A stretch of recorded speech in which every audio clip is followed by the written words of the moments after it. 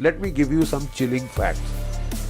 There are 6 biological warfare laboratories established in Ukraine next to Russia.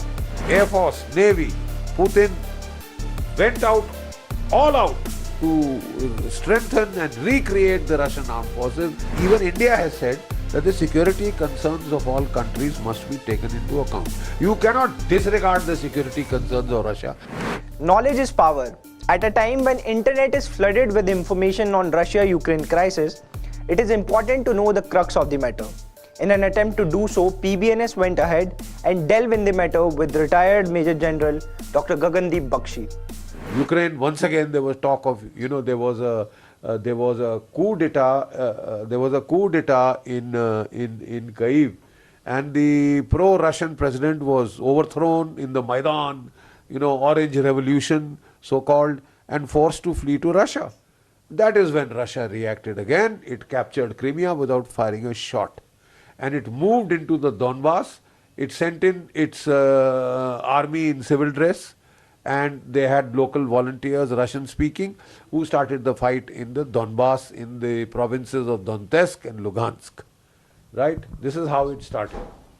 Once again, Russia put a lot of sanctions were put on Russia, but Russia didn't care one bit. Now, once again, we have found that they were escalating the situation in that area, and Zelensky, the Russian president, had rented out his territory to NATO and to the United States. Let me give you some chilling facts.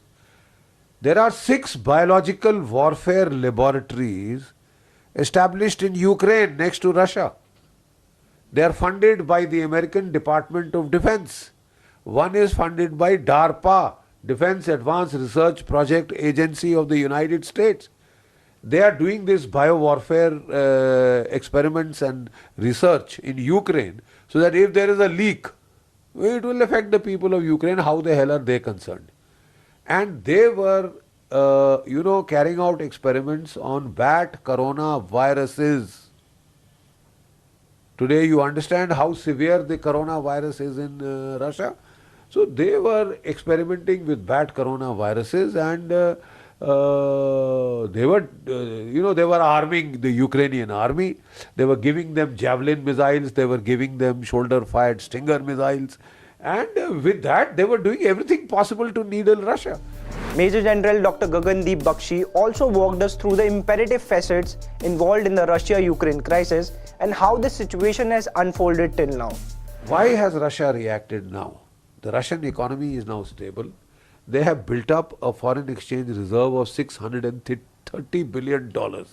The price of oil is going up and up. It has today touched $120 to a barrel. They rebuilt the Russian army, Air Force, Navy. Putin went all out to strengthen and recreate the Russian armed forces to gain the technological edge back which America had taken, in air power especially. Today, Russia has an edge in air power. Russia has an edge in, especially in air defense. The SAM 400 missile, SAM 500 missile, SAM 400 India is also buying. I mean, that can knock any stealth aircraft out of the skies, any UAV out of the skies, any cruise missile out of the skies.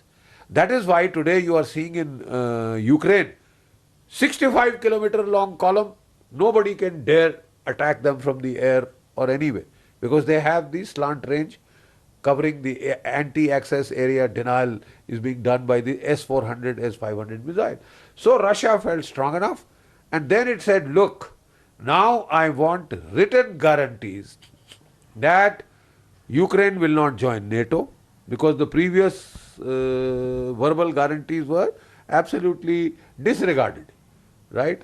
Blatantly violated. So I want written guarantees that of my security, that Russia, that on Russia's this thing, that we have talks and we say, give written guarantees, Ukraine not to join NATO. The 14 countries that have joined NATO, you will not put offensive weapons there, missiles, etc. Don't forget, in 1962, when the Russians put missiles in Cuba, look at the way the United States reacted. So that was totally justified. but this is not. So this double speak, this kind of hypocrisy is something that is difficult to stomach. The comparison between both Russia and Ukraine defense forces has been the cynosure around the globe, and the retired Major General gave us a meticulous note for the same. Let's hear. Look, I am a military analyst. My job is to look at facts, right? There is no comparison between the Ukrainian armed forces and the Russian armed forces. They are 10 times their size. Equipment wise, there is just no comparison. So the Russians are advancing relentlessly. Initially they were going slow because they wanted them to surrender so that they could win the war without bloodshed.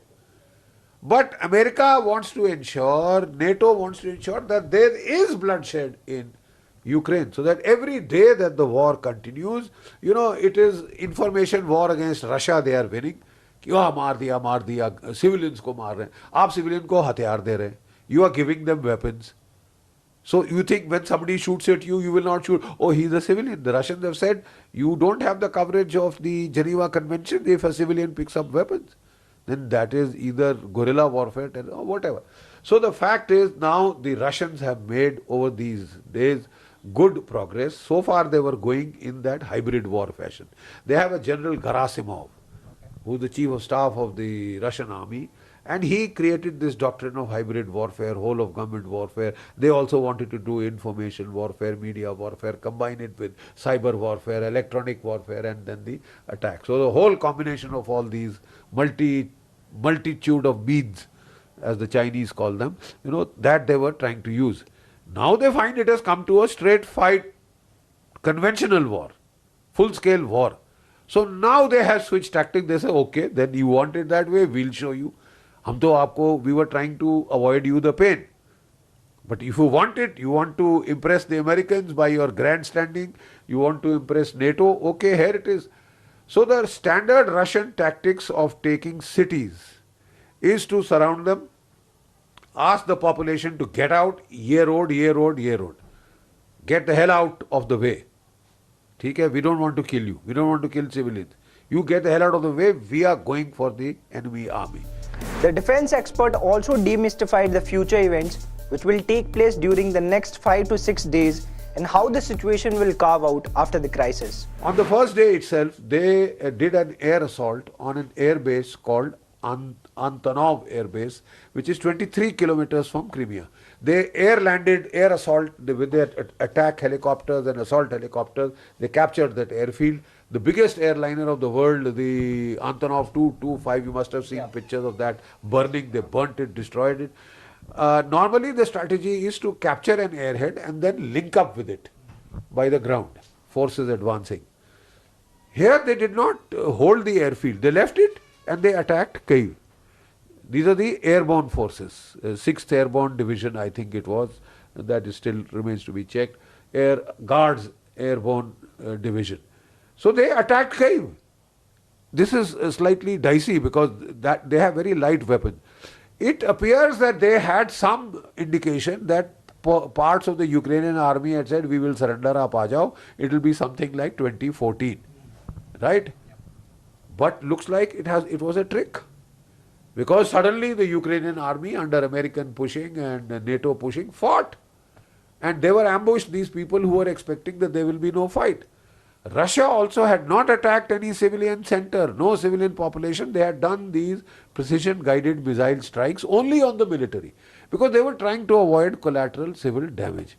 So when this thing happened, they realized that they are trying to fight, and Zelensky Saab of the Ukrainian president, he went on a grand standing, I have beaten Russia, Russia is beaten, now Moscow will fall. Bakwas.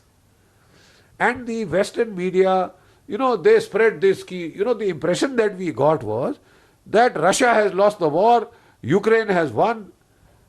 This is what is called fake news, this is what is called information operation, this is what is called media war. So the media war, the West and Ukraine have won, there is no doubt.